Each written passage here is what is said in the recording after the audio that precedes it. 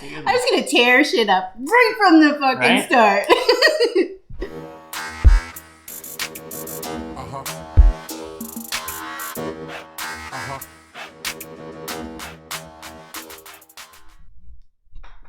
Ta-da.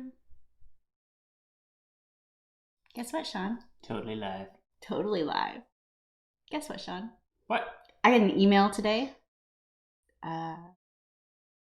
from a subscriber, not to my list, but a client list, that said that we should, what was it?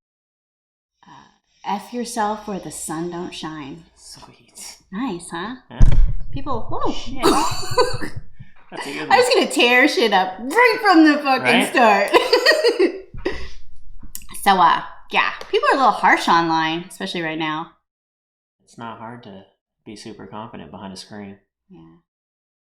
It's always like people aren't sure like what to say when people do like even these emails. Like I never know what to say. Like, are you nice to them? Do you tell them, right away to, I don't know, you deal with these like you're much better at dealing with these people than I am. So what do you do? What do you do on Facebook with these comments that people do? Because you're the one that answers them. On Facebook, they've got to be addressed. Like you can't tell them to go F themselves. No, F you. You can't do that. But hey, we have a client that does that, right? Starts some arguments. Yeah, and we've had some in the past that like took it to heart and really wanted to argue with them when it's a losing battle. All you got to do is address it, really just respond to it, and sorry you feel that way, but we try to do everything we can, or whatever the case may be, and be done with that. And so that at least people that are reading it can be like, wow, that guy that left that review is a dick. But the business is like, at least they acknowledged it. Even if it's like an admission one, something that somebody's like not happy that they paid to go into a place, you can be like, look, you weren't happy, come back. I'll give you the better tour, and if you still don't like it, I'll give you your money back. Okay, so you're talking about your 1-star review you just got. So tell them about like what happened, because I saw the review. I told you, okay, hey, you just got a 1-star review from some dude, some Dominator dude. I don't know what his name was, and he said, not enough cars. Nobody should ever go there. So what did you do? Yeah. Well, first of all, it's hard not to get offended. Well, because they're attacking you, and it almost feels like a personal attack. You want people to be happy with your business, obviously. For sure. No, and what I did was I'm like, I don't know what your expectations were. If you look at anything that the museum is, like you're not going to go into some 100,000 square foot building and look at 500 cars. Like it's very obvious. Like that is not what you're going to be looking at. So not to mention the admission rate to go into this place is $7. Like it could cost $20. What was Van Gogh? Oh my gosh! So we went to like $30. It wasn't Van Gogh. We went in Florida, in Tampa Bay, to the. What was that? It wasn't Van Gogh. It was Melty Clocks. What is that? What is it? Okay, so we went to that museum, and we got $1 off, and it was like $32 or $28. It was a lot. It was crazy price for a museum. And there's like if you really want to go and you're like, look at the price and how much artwork we saw, you could be a little bummed about it. Okay, but how did you...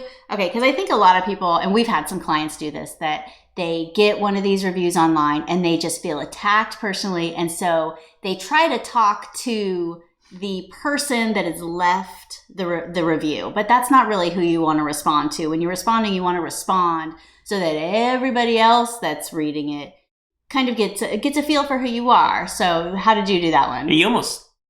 Like if you were talking to them in person, you almost talk over them a little bit. So in this particular case, I actually kind of explained what the museum was all about. that way, if anybody read it, they'd go, this guy was really upset, didn't want to go. But the owner of the business is addressing, hey, this is what the museum is all about. And so that, because you're going to have disgruntled employees that quit and leave and if they're not addressed, that's what people are seeing as what's representing your business. I think usually the rude people that are leaving the reviews, like, you can tell these people are pissed off. For sure. You can, like, spelling errors or whatever, like, you got some judgments already when people are reading the reviews. So I think when the business owner takes the higher ground and actually responds in a really polite way and tries to make it better. I know something that I've always told clients was take it offline and don't try to get the back and forth online. Like when you did that, I mean, he can contact you, but you don't want a dialogue between people or an argument back and forth between people out in the open. The odds of that even happening, though, are slim to none. Like, they're not going to respond. That the guy I offered to bring him back and give him a personal tour. I mean, I'd spend 3 hours with him if he wanted. We read everything. I could tell him every single story and if he still didn't like it, I'd give him his money back, his whopping $7. Well, I guess to get people online though, offline or off, the platform that you're on, that would be more for if somebody was making a bad comment. What about those? Because I respond to a few of them and kind of just point at people a little bit, because usually it's people judging whatever an advertisement or a post is and not really understanding what's going on. But some people just leave some really rude comments. I think a lot of them too are they're wanting that argument. They want you to. So what did you say? You were just gonna put funny gifs on everything, just right? Just respond in a lighthearted kind of. Yeah, I mean, you can give them an email address. Say, look, tell me more in detail what happened. If you have no idea what they're referring to, don't ask them in the comment. Don't give them an opportunity to say more there. Just have them email you. The odds of them emailing you are going to be slim to none. But if they do, and it's a legitimate thing, at least then you can get it addressed and privately. And if you satisfy whatever their concern was or whatever they're upset about, they might go back and fix that review. And you've had that happen, right? When we had clients. A ton of them, because they even had, I don't remember what client that was, but I think it was one of our dentists. We had them, and they had a ton of bad reviews. And we were like, well, let's work on what we can do to get you good reviews. But you were, super smart about it. You went and actually contacted everybody that gave a bad review. It was 90% of them just deleted the review completely. And what'd you say to them, though? It was sorry, sorry that you feel it was worth giving a 1-star review. What can we do to make it better? Did you direct message them? How did you actually contact them? Well, on those, I think it was like Google reviews or something. So you respond as the business owner. Yeah, but you got rid of Facebook reviews, because I think they had a couple, and you said some of them were I didn't even know I gave you a bad review. I'm so sorry. And it's on all of them. Somehow apparently it's easy for people to accidentally review. I mean, even with the museum, I've gotten reviews that were not for the museum, not enough bargains. I'm we have nothing for sale. So obviously it was a wrong review. And I responded saying, hey, I don't think you're reviewing the right business. Hopefully you went in and saw the museum and can leave a review for that. But as of right now, I think it's been 4 days and they haven't done anything about it. And you're not going to get rid of them all, but at least people, if they're going to read the reviews, they're going to read the comments, and then they can make their own judgment call. It's going to be pretty obvious, the ones that are not worth taking any kind of what's the word? Don't take it to heart. It doesn't. Absolutely. It doesn't matter. They're going to be able to see that. So I think the biggest mistake that most business owners make, though, with their reviews online is not responding to them. And you should respond to every single one, whether it's a good review or a bad review. You have to say something to every single one. I think it makes a really big difference on just how everybody's going to perceive you, and kind of get a gist for your personality and what you stand for and what you want people to think of you. Great. And that goes for good ones too. Absolutely, yeah. Respond to them all. There's a reason why if you go into your Google Business Manager, there's a section there that says respond to reviews that you haven't responded to, because they want you to respond to them.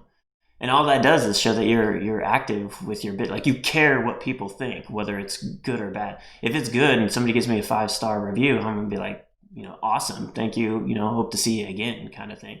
Even if it was a 4-star review, that's a good review. You're asking a lot for somebody to give you a perfect rating. So even if it's better than 1 or 2 star, thank them. Thanks for giving it. Even that they took the time to leave it. Because bottom line, most reviews are going to be negative. Well, yeah, those are the ones that people get upset and want to go leave a review. So the fact that somebody takes the time to leave a positive review, that's awesome. And you should be asking for those. And if you have your Google account set up correctly, you get an email every single time anybody leaves a review. So there's your opportunity to take care of it right away. Not something that should be left to the end of the week or the end of the month and you go back. It's something that needs to be done right away, because it's super easy for somebody in the office, in your business, to take care of that right away. It's no excuse. No excuses at all. Do it. Respond to all your reviews. All of them. All of them. Good and bad.